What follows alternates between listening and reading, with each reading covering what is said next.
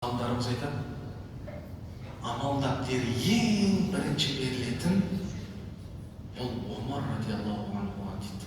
Ертең қияметте амал дәптерін ең бірінші алатын ол Омар радиаллаху анху дейді.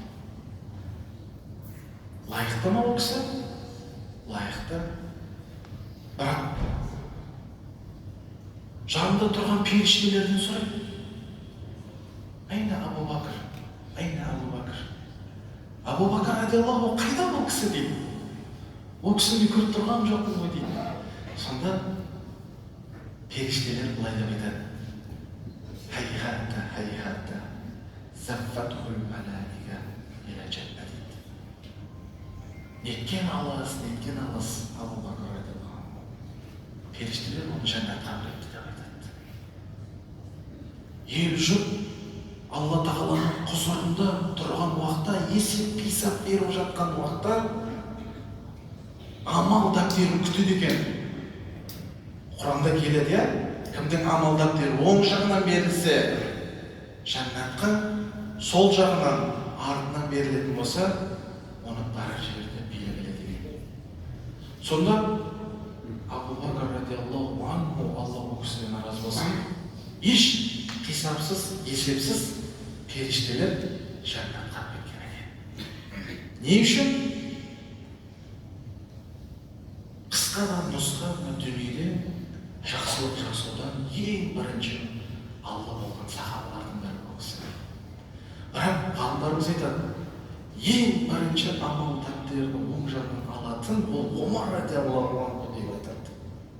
Ал одан да мықты болған Абу Бакр радиаллаху анху неткен алыс періштелер жәннатқа алып тұрған дейді.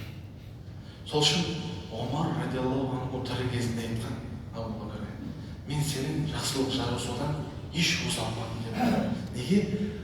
Абу Бакр радиаллаху анху түнде шамдар өшкен уақытта ел жұрт ұйқыға кеткен кезде кімнің кредиті бар? Бәрі төлеп кеткен. Кімнің үйі жоқ? Кімде қандай мұқтаж бар? Барлығын жасап жүргенін көрген Омар радиаллаху анху сөгісіп мойындап тастады. Ол кісі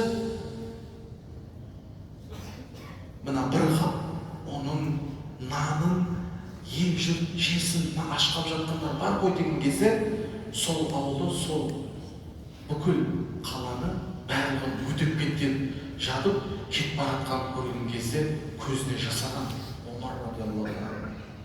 Неге?